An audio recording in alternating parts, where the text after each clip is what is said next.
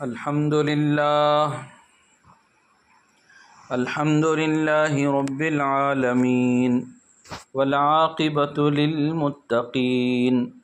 والصلاة والسلام على سيد الأنبياء والمرسلين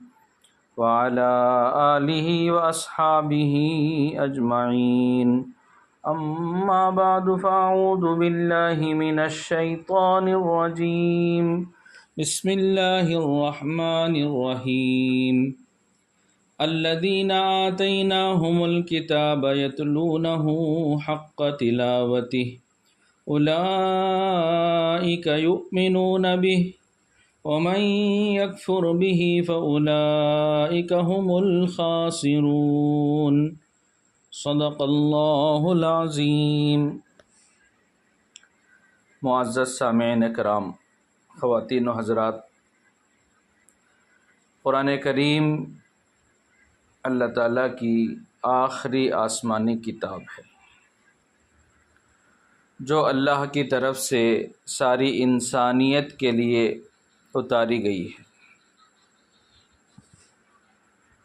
انسانیت کی ہدایت اور رہنمائی کے لیے نازل کردہ یہ آخری آسمانی ہدایت نامہ ہے، جس میں زندگی کے ہر پہلو کا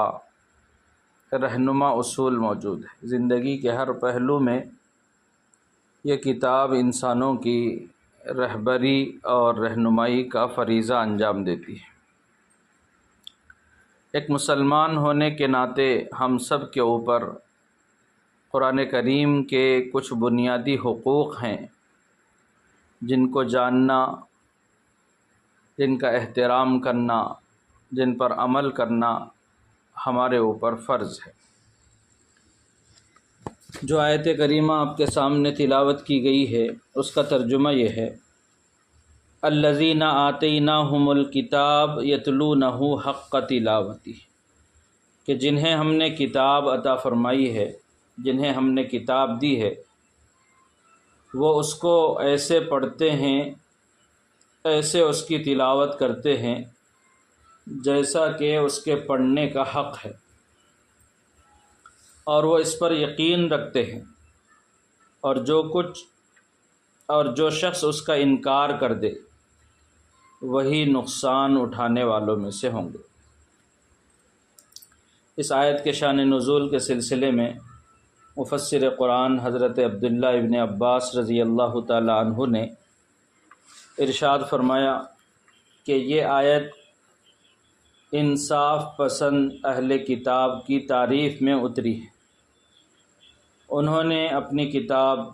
انجیل اور تورات وغیرہ میں نہ کوئی تحریف کی، نہ کسی لفظ کے معانی کو غلط بیان کیا، نہ حضور صلی اللہ علیہ وسلم کی صفات کے بیان کرنے میں کوئی غلط بیانی سے کام لیا، نہ کوئی کج روی اختیار کی۔ ایسے لوگ آخری نبی اور آخری کتاب پر بھی ایمان رکھتے ہیں، ان کی اس آیت میں تعریف کی گئی ہے۔ دوسرا قول حضرت قتادہ اور اکرمہ رضی اللہ عنہما کا ہے کہ اس آیت شریفہ میں مسلمانوں کی تعریف اور توصیف کا بیان ہے کہ یہ مسلمان قرآن کی تلاوت بھی کرتے ہیں اور حق تلاوت بھی ادا کرتے ہیں۔ حقوق تلاوت میں دو قسم کے حقوق قرآن کے ہمارے اوپر ہیں۔ ایک تو ظاہری حقوق ہیں اور دوسرے باطنی حقوق۔ قرآن کی تلاوت کے ظاہری حقوق میں یہ بات ہے کہ ہم وضو کے ساتھ قرآن کی تلاوت کریں، قرآن کی تلاوت سے پہلے مسواک کریں، منہ کی اچھی طرح صفائی کر لیں، کسی تنہائی کی جگہ میں وقار اور تواضع کے ساتھ بیٹھیں، قرآن پاک کو رحال پر کسی اونچے مقام کے اوپر رکھیں،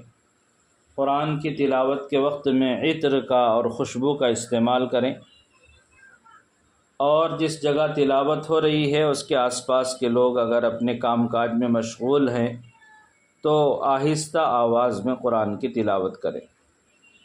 قرآن کی تلاوت اعوذ باللہ من الشیطان الرجیم سے شروع کریں پھر بسم اللہ الرحمن الرحیم پڑھیں، اور قرآن کریم کی تلاوت کے درمیان کسی سے گفتگو نہ کریں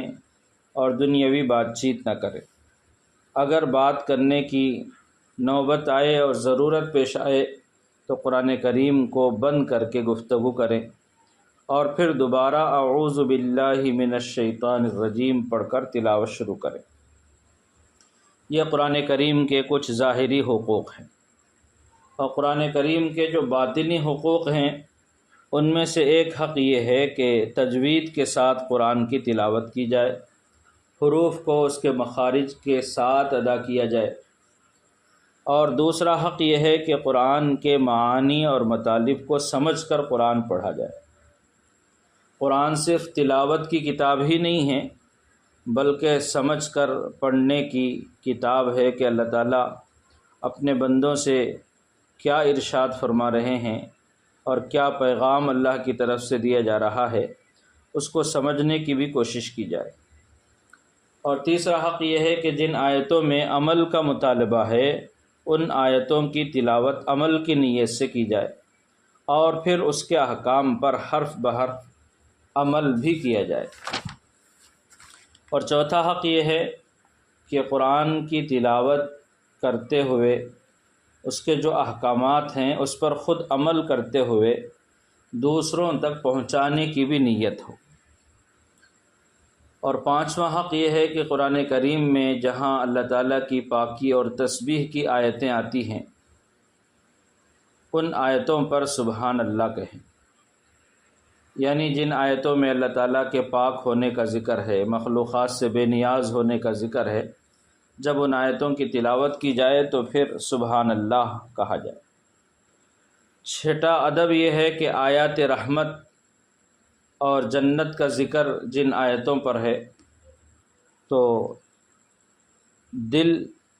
سرور محض بن جائے اور دل کے اندر خوشی کی کیفیت محسوس ہو، اور اس موقع پر اللہ سے اس کی رحمت کا سوال کریں اور جنت کو مانگیں۔ اور اگر جہنم کا اور اس کے عذابوں کا، وعیدوں کا تذکرہ اگر آیتوں میں چل رہا ہو تو دل لرز جائے، کانپ جائے،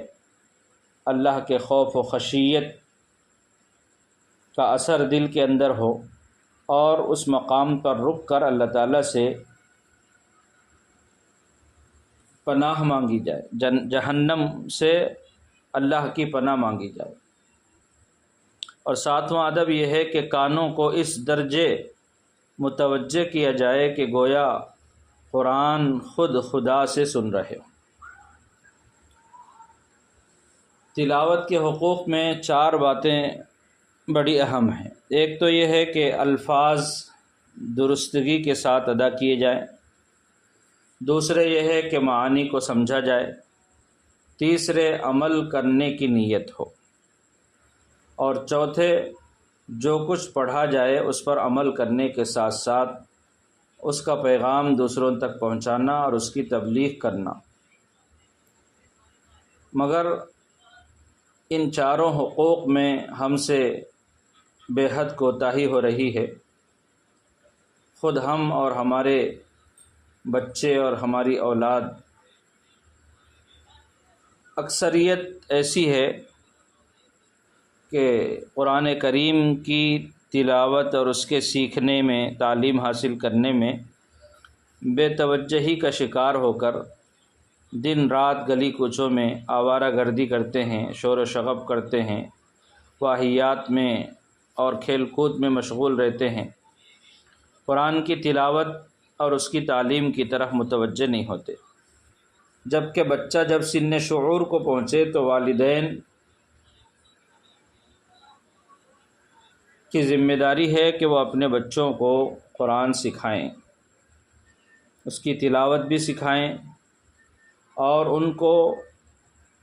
قرآن کریم سے متعلق تعلیمات سے آراستہ کریں۔ اگر والدین نے اپنی ذمہ داری کا احساس نہیں کیا تو یہ بچے کے ساتھ حق تلفی ہوگی۔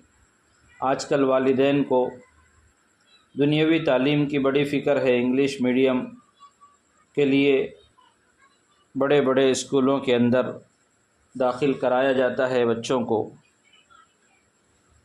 کچھ وقت بچا تو مکتب میں تھوڑی دیر کے لیے برائے نام بھیج دیا جاتا ہے، جہاں الٹا سیدھا معروف مجہول جیسے کچھ پڑھ لیا، نہ اظہار و اخفا ہے، نہ تجوید و قرات ہے، نہ مخارج کی ادائیگی ہے، بس کسی طرح قرآن کو مکمل کرا کر یہ سمجھ لیا جاتا ہے کہ بچے نے قرآن کی تکمیل کر لی۔ یہ قرآن کا سب سے پہلا حق تھا جو ضائع کر دیا گیا کہ اس کی تلاوت ہی کو صحیح انداز میں نہیں سیکھا۔ یہ سب سے پہلی زیادتی ہے قرآن کے ساتھ۔ یوں دانستہ یا نادانستہ طور پر ہم اللہ کی ناراضگی مول لیتے ہیں اور ثواب کے بجائے عذاب کے مستحق ہوتے ہیں،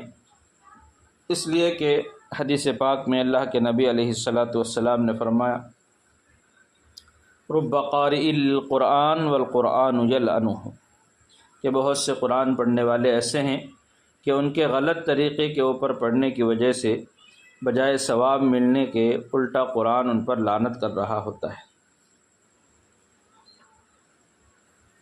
بہرحال